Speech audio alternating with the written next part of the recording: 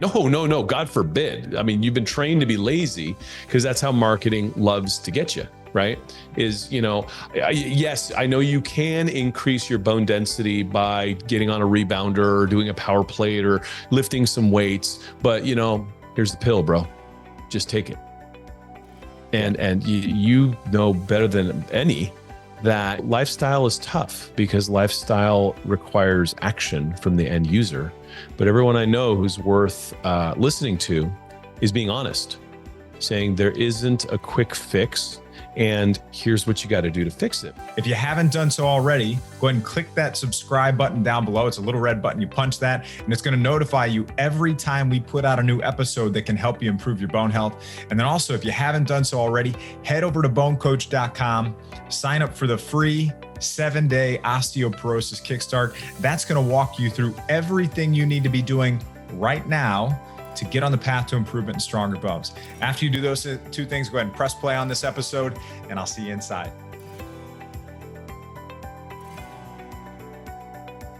Welcome to this episode of the BoneCoach Show. Joining us today to explore how ancient wisdom in the modern world can help improve your health and vitality is Dr. Pedram Shojai. Dr. Pedram Shojai is a man with many titles. He is the founder and director of the Urban Monk Academy. He's the New York Times bestselling author of the books Rise and Shine, The Urban Monk, The Art of Stopping Time, Inner Alchemy, Exhausted, Trauma, Focus, and Conscious Parenting. He's the producer of the movies Vitality, Origins, Prosperity, and The Great Heist, and the docuseries Interconnected, Gateway to Health, Exhausted, Trauma, Conscious Parenting, Hormones, Health, and Harmony, and Gut Check. He's the host of the Urban Monk podcast and is a key influencer in the health and personal development space. He's a prominent physician in the functional medicine space and is known for his ability to bring people together around ideas that matter. Doing all this, he's a chill guy who now lives up in the mountains and values his days of how much time he gets with his family. As a former monk, he strives to bring enlightenment and peace to the world around him. Dr. Pedram, welcome to the show. Good to be here. Glad to have nice you. To see you. Yeah, good to see you again. Let's talk about a little bit about your journey. And I mean, you've really been a leader in the health and wellness space for quite some time. You've developed all these documentaries, docuseries, books that have helped and changed so many lives. I'd love to hear a little bit about your journey from being a Taoist monk to a doctor of oriental medicine, and then the author and film producer. And how did you even get on this path in the first place? Yeah, it sounds like a crazy stumble, doesn't it?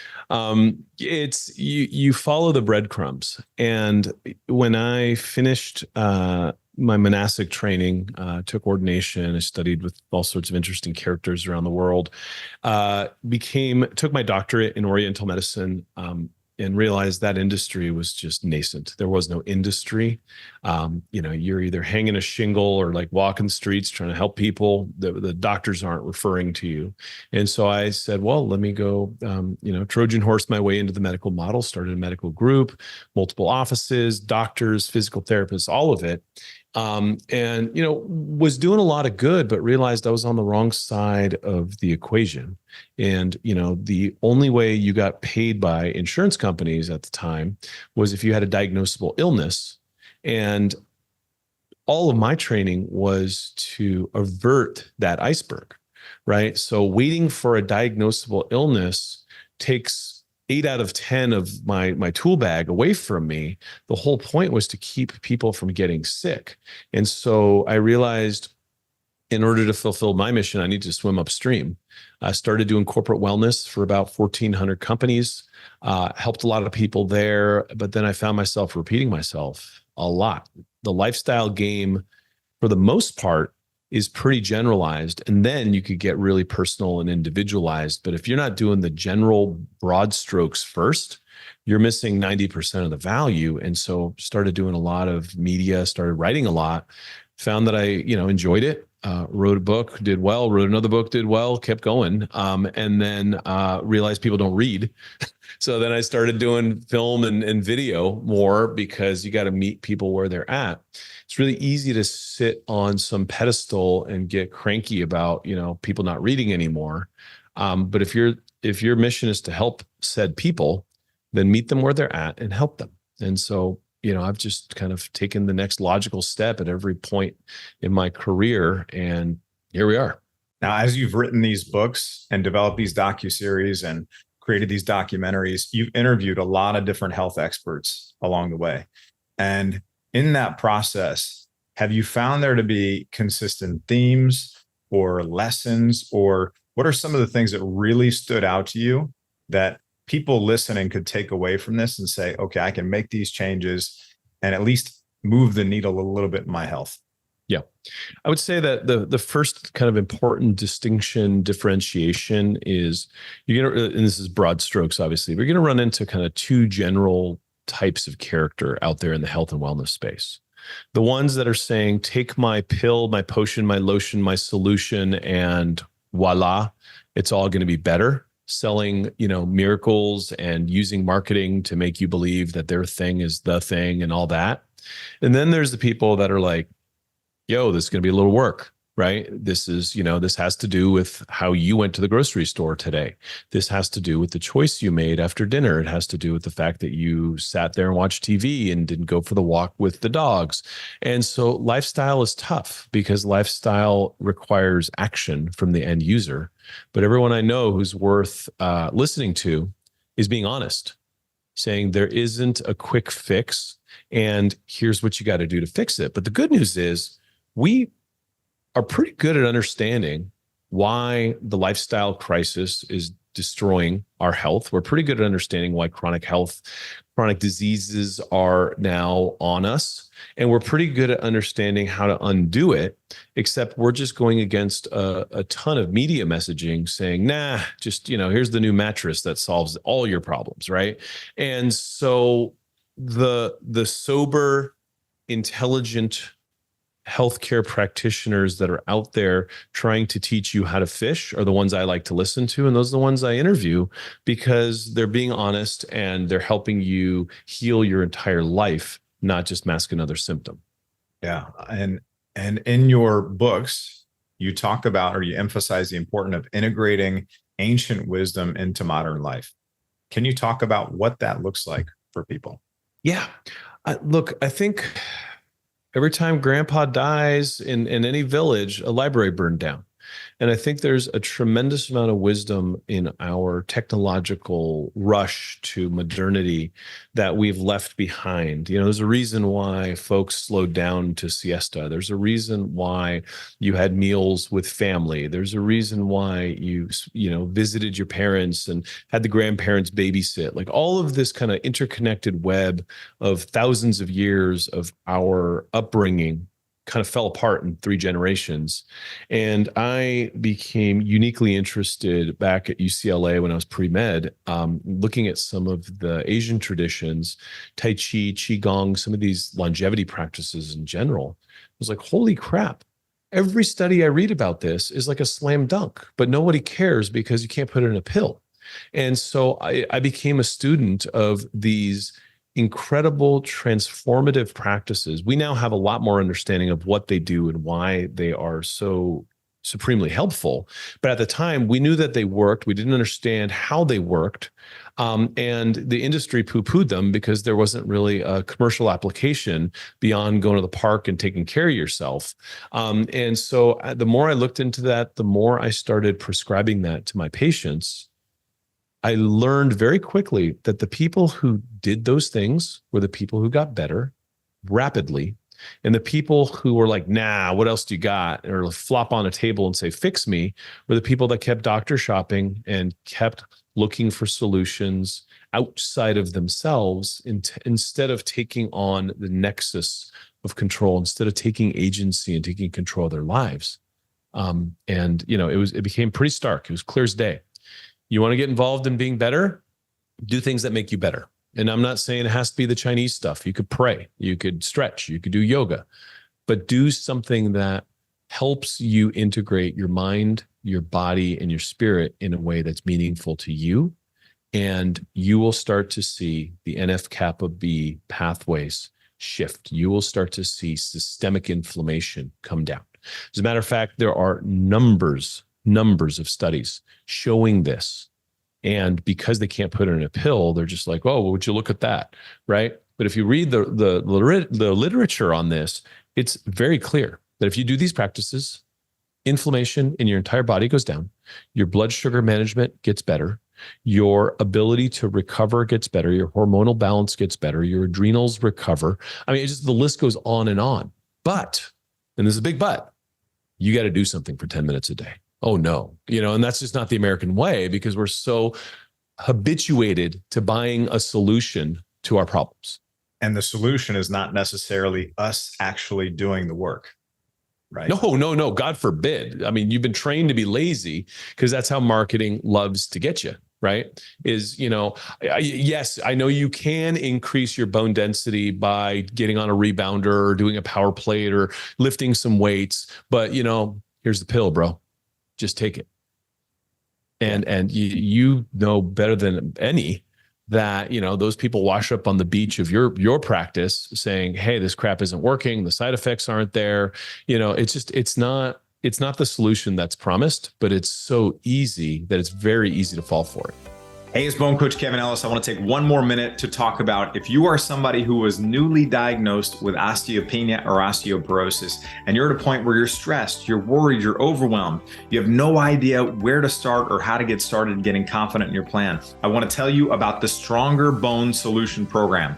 Over 5,000 people have come through the Stronger Bone Solution Program, and it walks you through the exact process you need to fill in the missing pieces, uncover critical things in your plan that you may not be aware of, and help you make modifications, adjustments, and tweaks to get you to the place where you're building stronger bones. I want you to get confident in your plan so that you can focus on living life and enjoying the life that you deserve with the people you love most. So if that's where you want to be, head over to bonecoach.com/apply and apply for our Stronger Bone Solution Program right now. I'm Bone Coach Kevin Ellis. I want to see you inside this program. I want to help you get on the path to improvement and stronger bones. Hope to see you inside very soon. Let's get back to the episode. Yeah, so many people are promised a magic bullet, a single solution, a pill, something like that is this quick fix. That's the thing that's going to cure it all, and it doesn't. That's just not how it works, especially in the world of bones too. I mean, bone remodeling is a slow process. You can't just take a pill and things will be all better. There's multiple areas that need to be addressed within your health. And that ranges anywhere from your stress, your sleep, your exercise, your hormones, your diet, nutrition, your absorption, getting rid of toxic relationships, clearing those from your life. One thing that I know you talk about is you talk about true health begins with a still mind and a pure heart. What is that like for the listener that hears that? Could you explain that a little bit? Yeah, I think we have really lost the script on our ability to shift our reality based on our perception of events instead of the events themselves. I mean, I could read the news right now, anytime, any day, and get so incredibly pissed off about where the world is at. And be in a foul mood and be a bad dad and, not sleep well and just go down, down, down one very particular path. Or I can be informed, but then move quickly to do the things that I need to do for myself and take positive steps towards saying, well, look, the dogs still need to take a walk. The kids need to play soccer. What can I do to help my community and shift my perspective on all of that? And so it falls back on me. It falls back on my nourishment of the different areas of my life that need to be, I call them plants in your life garden, right? Like if you're not watering those plants, they're starting to wither, right? And so your health and your vitality being one, but what about your relationships? What about your career? What about your passions? What about all of these areas in your life that need to be simultaneously watered on a given week so that you can grow your whole life in a meaningful direction? And so, it used to be that this was the squishy stuff, right?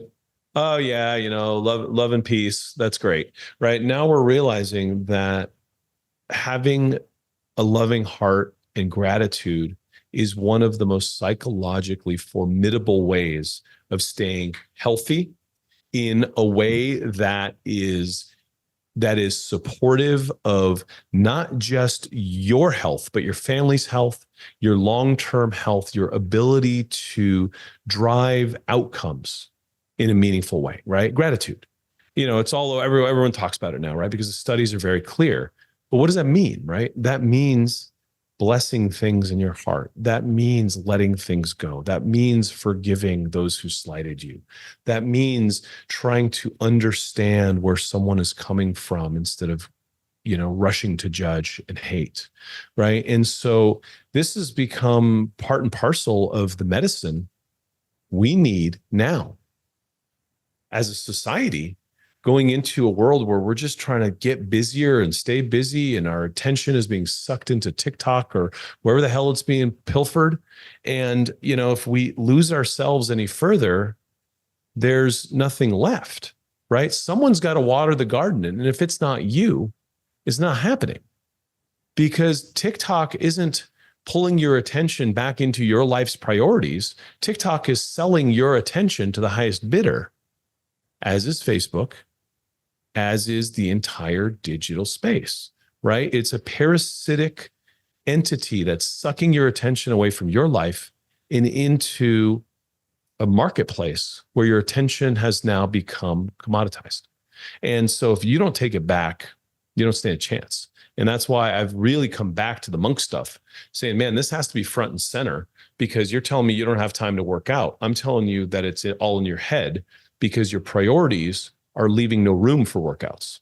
Now, you just mentioned you come back to the monk part. Now, you are a Taoist monk under the study of a Kung Fu master. Now, people might not actually know what a monk is. So could you explain maybe what a monk is? And then I would love to hear, what was that experience like for you? What was a day-to-day as a monk? What did that look like? And what were the things that you learned from that experience? Yeah, I had kind of a non-conventional path with this, because I was at UCLA pre-med, decided I didn't want to go the traditional medical route, found a Kung Fu master through an interesting, set of events. And he was like, hey, I've been expecting you. So suddenly I become a disciple of a Kung Fu master who's the senior student of an abbot of, the Yellow Dragon Monastery and, lineage. And as I started studying more and more, I realized that this is my jam. And I really enjoyed it. My body came to life. My mind came to life. It was very, I was doing 30 hours a week of all this training. And the old man was away from the temple when the communists showed up, burned down the temple, and killed everyone he knew. He was at another temple visiting. And so they smuggled him on a boat to Chinatown, San Francisco, and eventually got to Los Angeles, where he taught my teacher. And then eventually I studied with the old man for a number of years. And he's passed since. And he's, one of the most renowned great grandmasters of our time. And they had decided the temple had burned down, but he had enough core students to revive the lineage. He's like, you're going to become a monk of the order. Here are the rules. 4 years of the monastic program, and then I had letters of intro to different monasteries around the world. Got to sit with the Dalai Lama, the Karmapa Lama. I mean, I got to travel the world and sit with some very interesting folks. But that wasn't the most interesting part. The most interesting part was, here's some breathwork exercise. Now go disappear into the woods for 3 weeks and practice this, and come back and tell me what you found. And that's where, you really mine for the gold, the inner gold, right? The alchemical process is an internal process. And so for 4 years, I was in that program, and then taking off. My deal with them was, look, I can't leave school. My immigrant parents worked too hard to get me here. And so I took my doctorate in oriental medicine while I was doing the program, and then went on sabbatical multiple times, and then took ordination 2001. And then became an abbot of the lineage, I think 2011 or 12. And so there's there's a few of the old timers left. I'm the youngest of that lineage at this point. And so I have to train others in the practices. But I've got a very kind of syncretistic vision of it all. I think Christ is great. right? I studied Judeo-Christian traditions for years. I studied Kabbalah for years. I studied Sufism.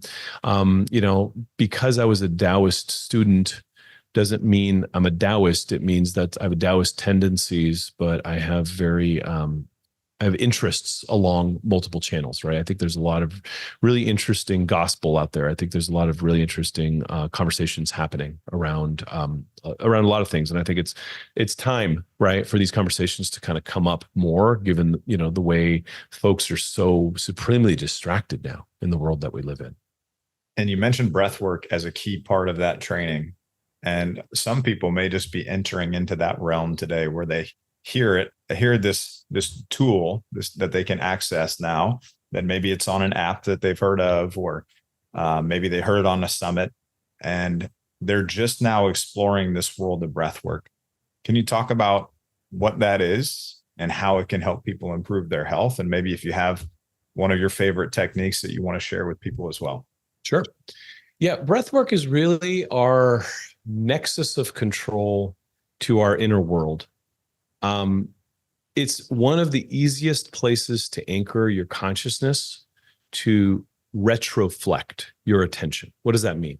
It means turn your attention inwards on your inner state. And that in and of itself has amazing consequences for your psychology, for your agency, for your ability to be present and make better decisions for yourself in a room, to say no to the cheesecake. There's a lot of really compelling evidence to suggest that is the medicine, right? And breath work is really one of the easiest and most powerful ways to go there quickly, because you're not going to be able to not focus on your breath for very long, right? So holding your breath 5 minutes. I think the world record's 24 minutes, right? Most of our listeners are not even close.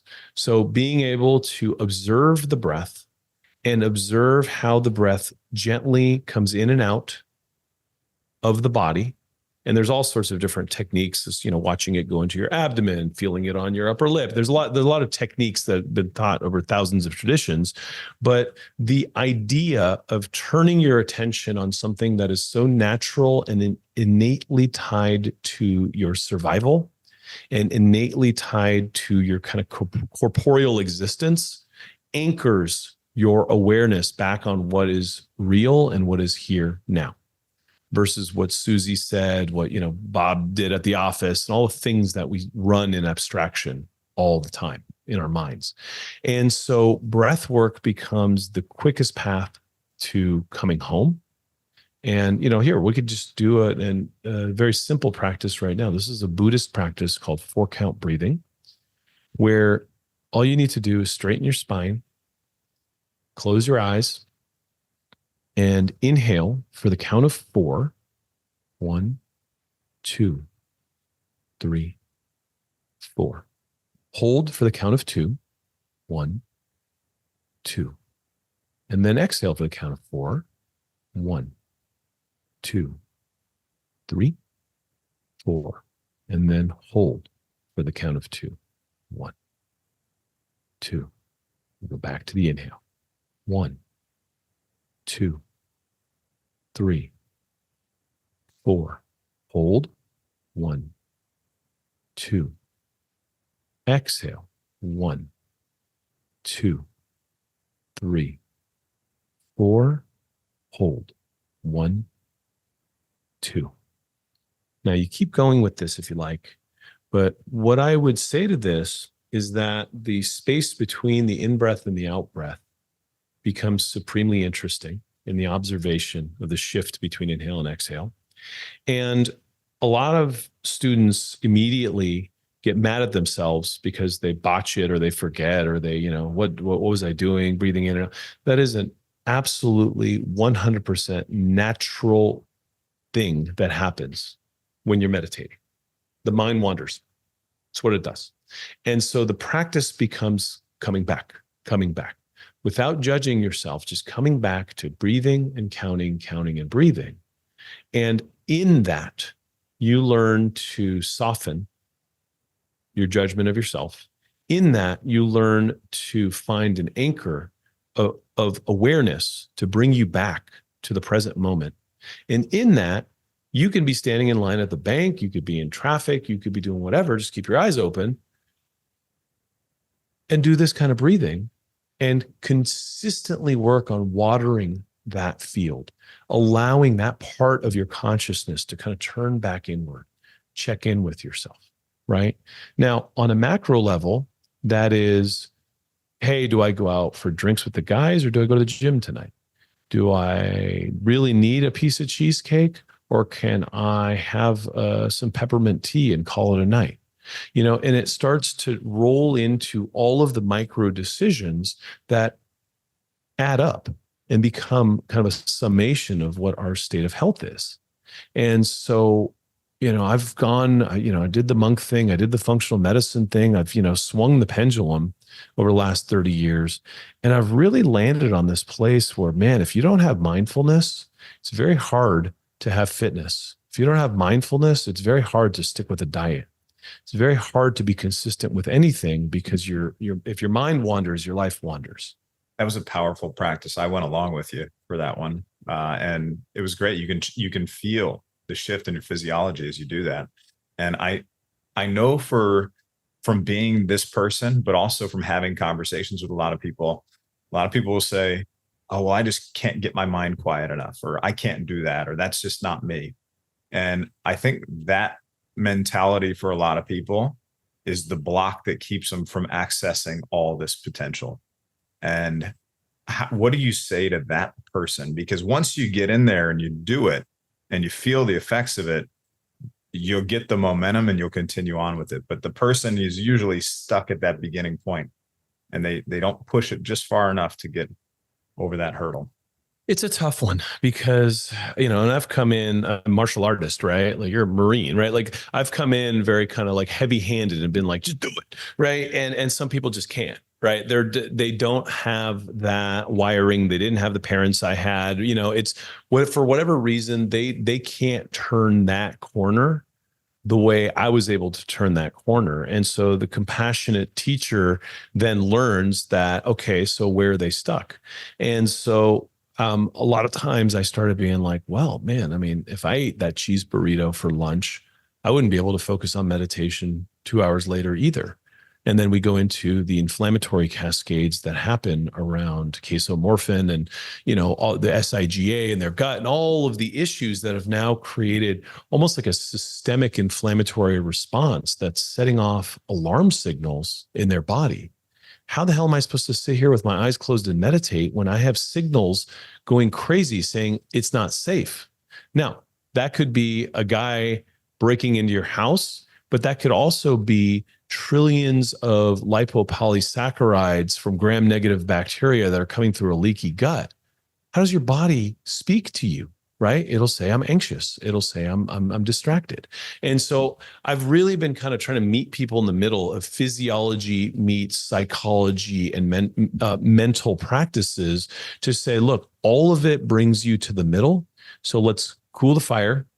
Let's bring your lifestyle back into a place where things are starting to work right, and meditation will become easier. And one of the things that really worked for me was I was a bit of a monkey, right? Like I had a very active mind. I preferred the martial arts than sitting down, right? And moving meditation became my jam.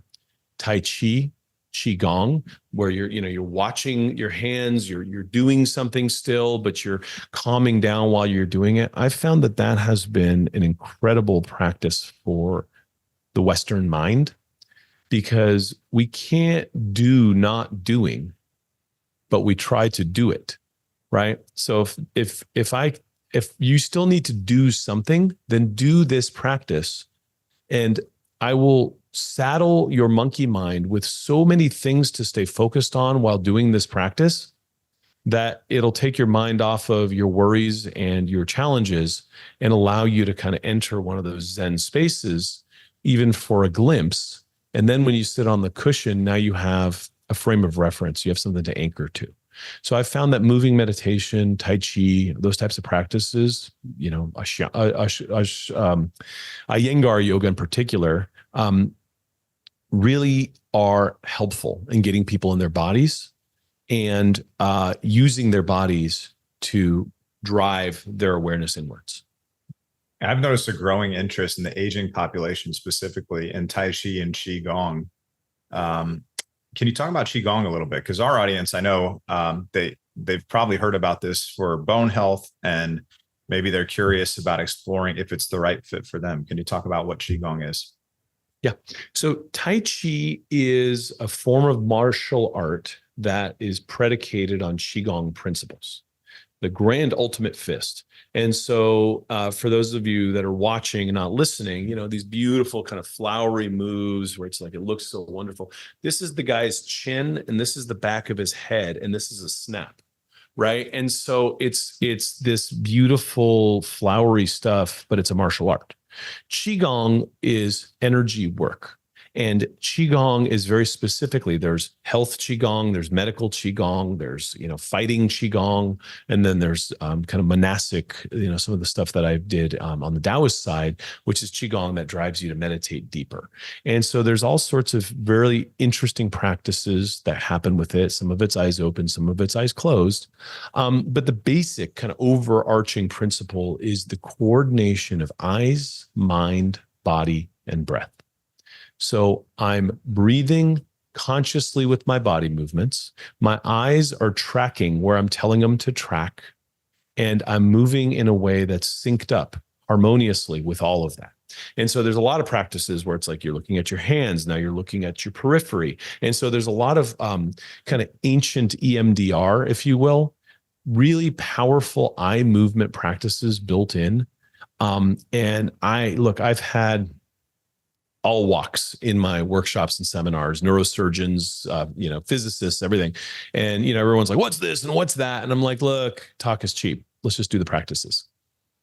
A couple days into doing the practices, people are like, whoa, the hell was that?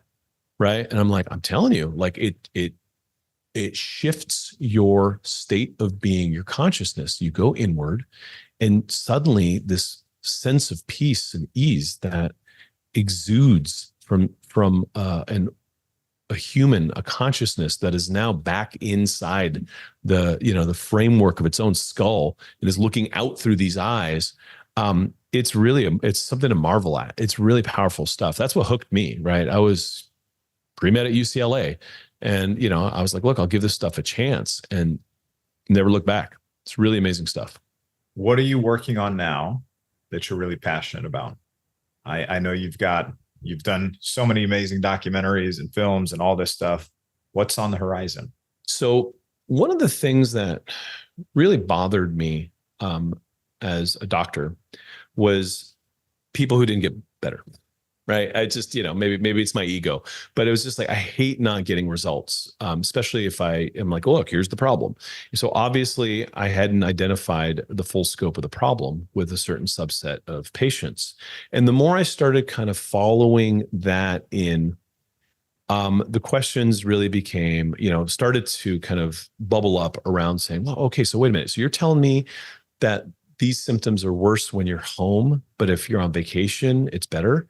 So then I'm like, oh, well, you know, you have a stressful life. You know, when you're on vacation, you're gone. It's like, well, I was on a work trip. I was here. Oh, you're better when you're not in your house. So what the heck is wrong with your house?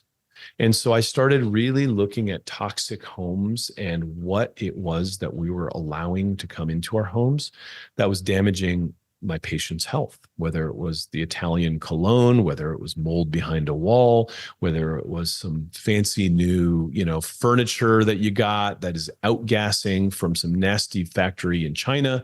And, you know, the list went on, and it became such a big topic that I ended up doing a 6-part series on it that's just coming out now called Homesick Home, all about the nasty gremlins that we invite into our homes. And if you think about your body, you have your skin, but really your home is your second skin. And your bedroom in particular is where you need to feel safe so that you can close your eyes and recover at night. So if you have some sheets that are outgassing flame retardant chemicals or some volatile organic compounds, and you're huffing paint and your body is saying, I don't feel safe, but you can't understand that language because we don't speak brain, So it forms as anxiety, insomnia, right? I don't know why I couldn't sleep, right? And so, I started kind of following all of these things in, realizing that if you clean up someone's bedroom in particular, their health starts to come back.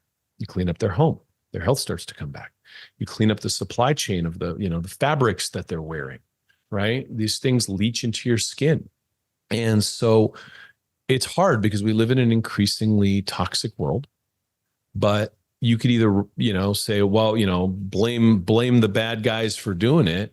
And there's a lot of that to be had, but that's not helping you right here, right now. So what's going to help you right here, right now is to put the oxygen mask on first, then help the world. Right. And so the series really became about how to empower my patients around looking around the corners, looking in where the biggest problem areas would be in one's home and getting that crap out of there. Lo and behold, people start feeling better. And so this is out now. So maybe we can link to it now. You can go to my website, go to homesickhome.com, or just signpost it through theurbanmonk.com. We've been adamant about making these media pieces, which cost millions of dollars. And, part of my mission as a monk is to keep it all for free. So I've actually just started an all access media pass for all of my media that I've done in the last dozen years, and just made it free to the public because that's my mission, is to help people. Obviously, the business needs to keep lights on and all that. So we do master classes and places where we support people. But really, if I can empower people to make better choices and get healthy, then they start being better neighbors and better citizens, and the world gets better, right? And so the faster we can get there, the better for all of us. I love that. So we'll link to all these resources in the show notes. If you want to list them off one more time, we'll make sure everybody knows exactly how to get to those resources. Sure. Yeah, you could go to theurbanmonk.com, which will signpost you to everything. And the series that we just mentioned is called Homesick Home, homesickhome.com. Hey, it's BoneCoach Kevin Ellis. Thanks so much for tuning into this episode of the BoneCoach Show. If you're finding it helpful, please leave a positive rating and review. Hit that like button, subscribe to the podcast or the channel. That lets us help more people and reach and serve more people. And it also lets us know that this is helpful to you on your journey to better health and stronger bones. And then also, right down in the show notes, you can actually find a link to my free Bone Healthy Recipes Guide. That's going to give you access to some amazing and delicious recipes to support your journey to stronger bones. And then also, we have a link to my free Stronger Bones Masterclass in the show notes too. And that is the 3-step process that has helped people in over 1,500 cities around the world get confident in their plan for stronger bones. Over 110,000 people have taken part in this, and it's been really, really helpful for them. And I want you to have free access to it too. So add your name and email right down there in the show notes, get access to that free Stronger Bones Masterclass, and let's get you confident in your Stronger Bones plan today. And just a note from me to you, or at least for our audience too, as I've gotten to know Dr. Pedram, he is just a true, fantastic health practitioner that genuinely wants to see people improve their health. He's a great family man, father, and he genuinely cares about people. So check out the resources that he's listed there. We'll leave them in the show notes below. And he's a great resource to have. So make sure, and you've got an Instagram and a couple other things too. Maybe we can point people to follow, right? Yeah, at Dr Pedram Shojai, Pedram Shojai, with the links. I dabble in the socials. I don't love the attention economy, but it's also where people are lost and looking for help. So I get it. We got to be. Well, any last words of wisdom you'd like to share with our audience before we sign off and close this one out? Yeah, I mean, look, this is healthcare right here, right? What you're doing is listening to folks talking about how you can keep yourself healthy, right? What someone confers upon you, what someone gives you, whether it's a shot or a needle or a procedure, that's really far downstream healthcare, but that's become the healthcare model. And it's why everyone's sick. So learn how to take care of yourself and you will be truly well. I love that. Well, for everybody listening, thank you again so much for your time. Again, we're going to link to all the resources in the show notes, and we'll see you in the next episode.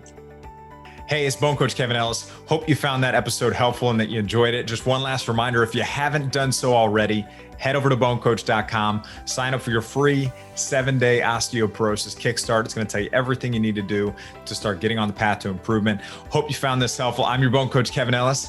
I'll see you soon.